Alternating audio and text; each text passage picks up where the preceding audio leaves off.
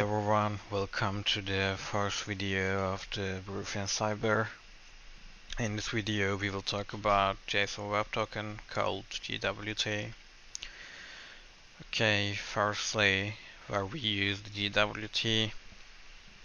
We can use this for authorization process, but not authentication, and these topics slightly different, and we will talk about the later videos. How the JWT works. Firstly, we must complete our authentication process. After the authentication, the server generates a JWT token for us. Later, the creation of the JWT token, the server sends us, and we store our token. Later that we use this JWT token in every HTTP request to our server. The server controls the validation of this JWT token. If it's valid, everything is okay for us, and if our user has any access permissions, that's okay, and this means we can show or write or whatever we want to do, and we control the JWT. Briefly, we validate our token. We check the permission.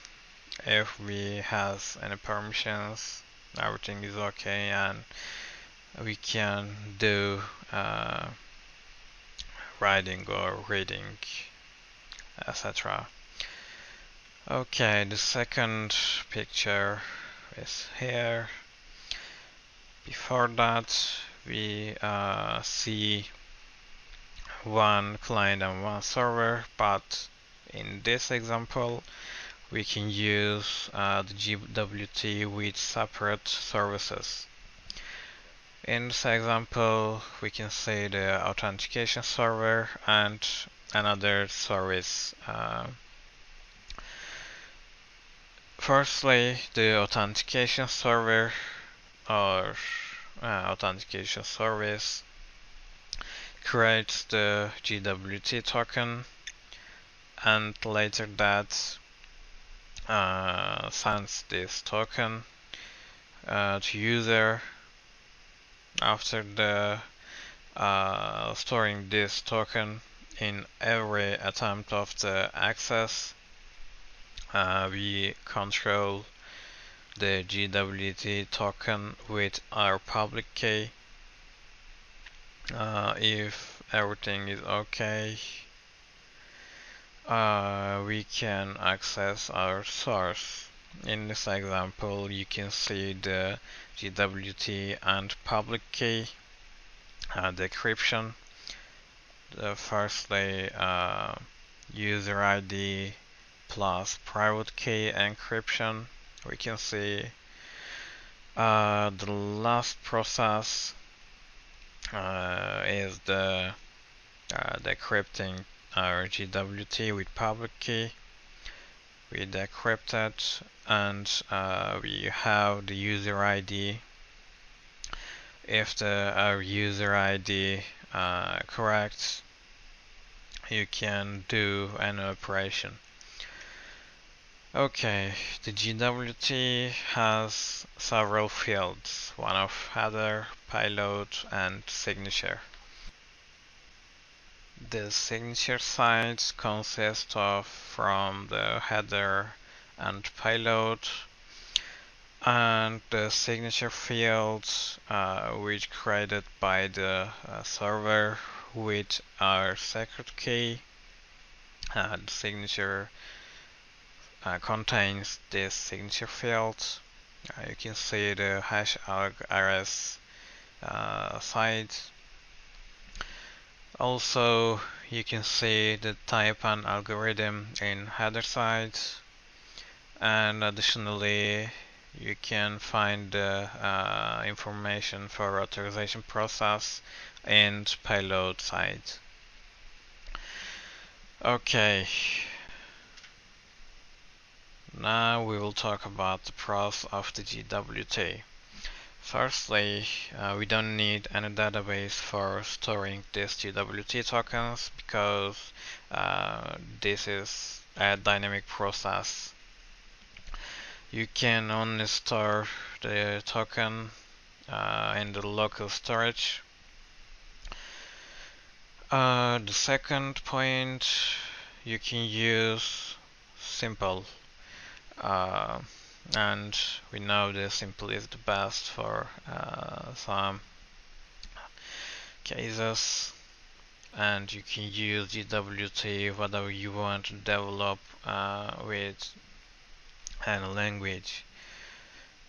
Oh, the third one is used across services, and this means you developing some web application, mobile application, or APIs, or and other services.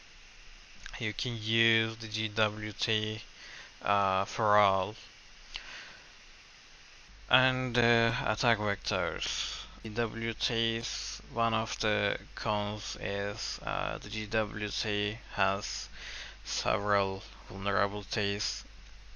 You can search the CVEs for JWT, and we can see the attack vectors of our token. The improper signature validation, non-algorithm attack, changing the algorithm from RS to HS. We call this key confusion attack. Providing an invalid signature. Sometimes the invalid signature will a valid signature for us. Okay, the last one is the WKS spoofing. You can search these keywords, and I will add the sources for these attack vectors in the additional sources site. And tools. You can use these tools for assessments or checking some severe vulnerabilities of JWT, or you can use the JWT.io for encryption or decryption the token. Sometimes you want to change the payload, or you want to check or change or control the secret key. Maybe you can try to guess the secret key of the server with JWT.io with changing this JWT's secret fields, etc. And you can see the additional sources for JWT, and you can find lots of informations, and you will be find more information which we talked about the JWT attack vectors in these slides. Okay, that's it. We talked JWT in this video. Thanks for watching, and see you next time.